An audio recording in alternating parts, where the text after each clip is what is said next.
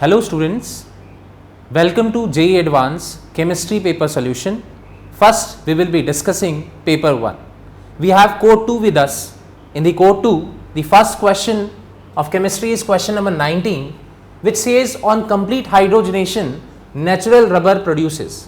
The four options given are, the first option is ethylene propylene copolymer, second option is vulcanized rubber, the third option is polypropylene, and the fourth option is polybutylene. So these four options are given. So what is rubber, natural rubber? So the monomeric unit of natural rubber is isoprene.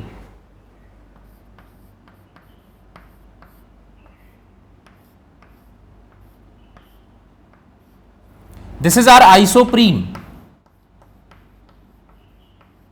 If I am taking n units of isoprene, on polymerization it gives us cis polyisoprene, which is our natural rubber. So first of all we are polymerizing it. So polymerization, and after we are hydrogenating it according to the question. Second, hydrogenation.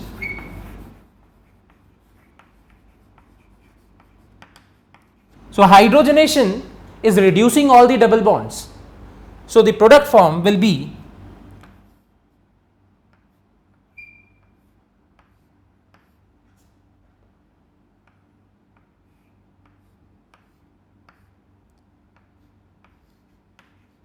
this will be the product formed, and in this we can see this is propylene unit and this is ethylene unit.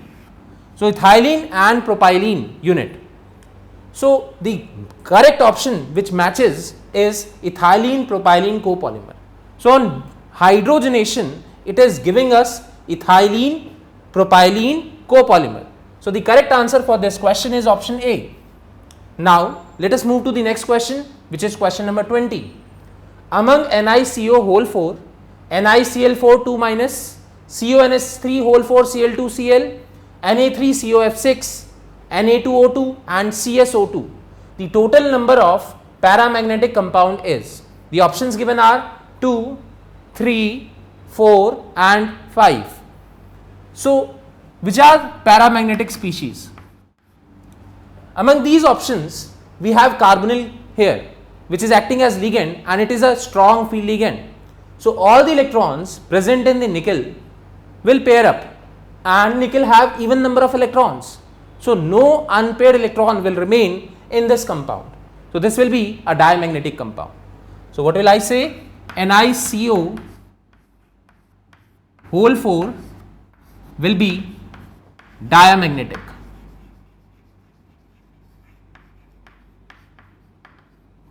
If I talk about NiCl4 2 minus, in this case chloride ion is a weak field ligand. So no pairing will take place in the d orbitals of nickel, which results in its paramagnetic character. So NiCl4 2 minus will be paramagnetic in nature. If I talk about the next complex, which is CONS3 whole 4 Cl2Cl, in this case we have CONS3 whole 4. This ammonia is a strong field ligand which pair up the electrons present in CO3 plus. So in the CO3 plus we have even number of electrons in d orbitals, therefore no unpaired electron will remain. Therefore this compound will be diamagnetic in nature.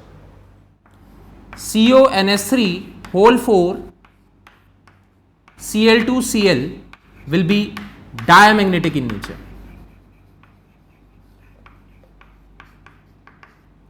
If I talk about Na3COF6, now in this case we have fluoride ion, which is a weak field ligand.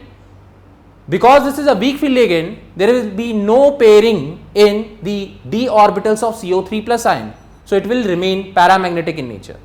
So Na3COF6 will be paramagnetic in nature.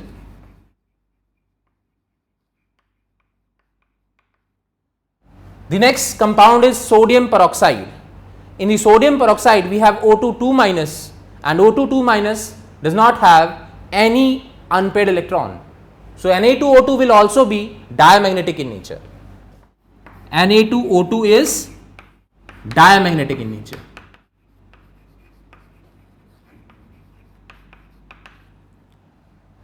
In case of CSO2, we have O2 minus, which is superoxide, and we know in the anti-bonding pi orbital of superoxide we have an unpaired electron. Therefore, CSO2 will be paramagnetic in nature.